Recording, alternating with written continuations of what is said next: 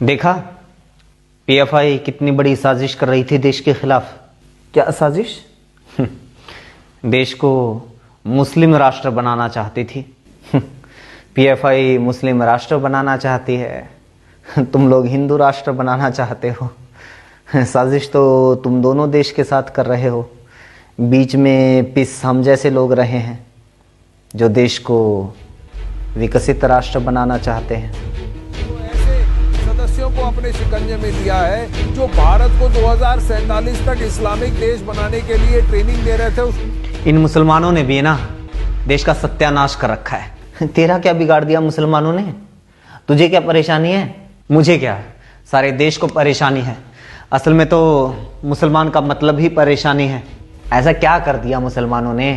ये रोज इतनी वारदातें हो रही हैं, ये सब इतना टीवी में दिखाया जाता है, ये सब तुझे दिखाई नहीं देता क्या?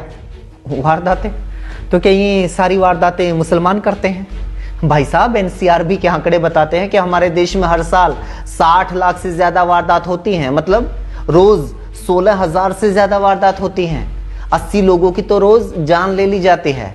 अब बता, ये सारी वारदात मुसलमान करते हैं?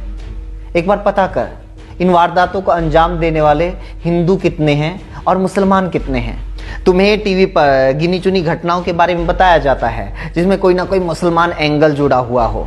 यानी एक अंकिता का आरोपी अगर कोई मुसलमान है तो तुझे दिन रात टेलीविजन के ऊपर दिखाया जाएगा, बताया जाएगा। लेकिन अगर किसी अंकिता का आरोपी किसी बीजेपी नेता का बेटा है, जैसा कि उत्तराखंड में है, उसके बारे में तुम्हें नहीं बताया जाता।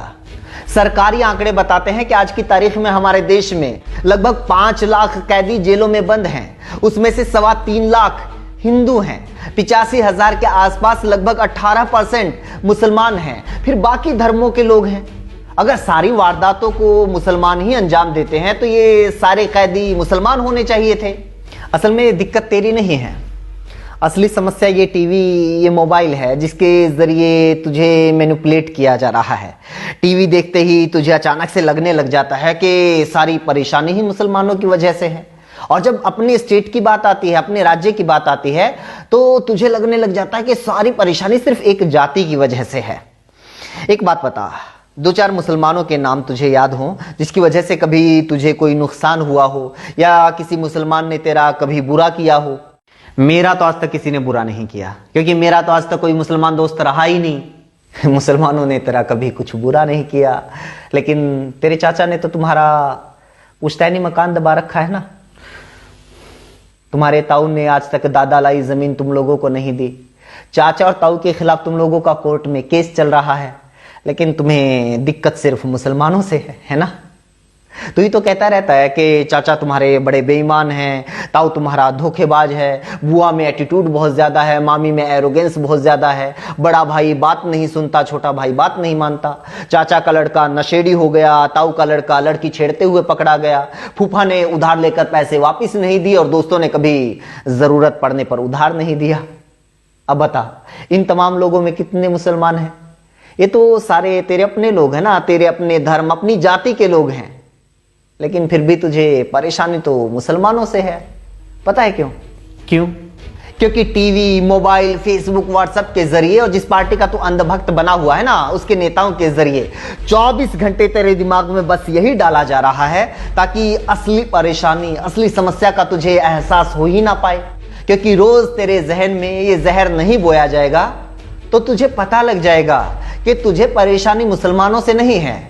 ये तेरे घर के सामने से जो टूटी हुई सड़क गुजर रही है ना, रोज जिसके ऊपर हादसे होते हैं, बाइक गाड़ी पलट जाती है। 2 हफ्ते पहले तो खुद तेरी माँ के ऊपर रिक्शा पलट गई थी, वो तो बेचारी आज भी बेड के ऊपर बैठी हुई है। अगर तुझे हिंदू मुसलमान में नहीं उलझाया जाएगा तो तुझे एहसास होने लगेगा कि तेरी बिजली का बिल लगातार बढ़ता जा रहा है, जबकि बिजली तो उतनी ही खर्च कर रहा है।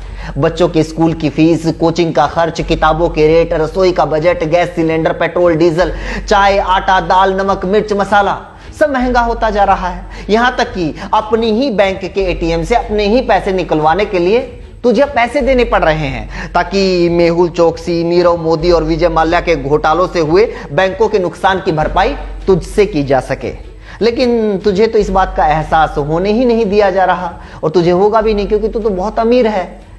परेशानी तो तुझे सिर्फ मुसलमानों से है। मेरे भाई कम से कम तुझे तो ये बात अच्छे से समझ में आनी चाहिए थी, क्योंकि तू तो हरियाणा से है, ओबीसी कैटेगरी से आता है। खट्टर सरकार ने तुम लोगों का आरक्षण खत्म कर दिया, तुम लोगों के बच्चों के वजीफे खत्म कर दिए। जिन स्कूलों में तुम्हारे बच्चे पढ़ने के लिए जाते हैं उन स्कूलों को बंद किया जा रहा है। कॉलेज से साइंस और कॉमर्स की स्ट्रीम खत्म की जा रही है। एमबीबीएस की फीस को 20 गुना बढ़ा दिया गया है। कैसे पढ़ेंगे तुम लोगों के बच्चे? नौकरियों को पंसारी की दुकान पर सामान की तरह बेचा जा रहा है। पूरे देश में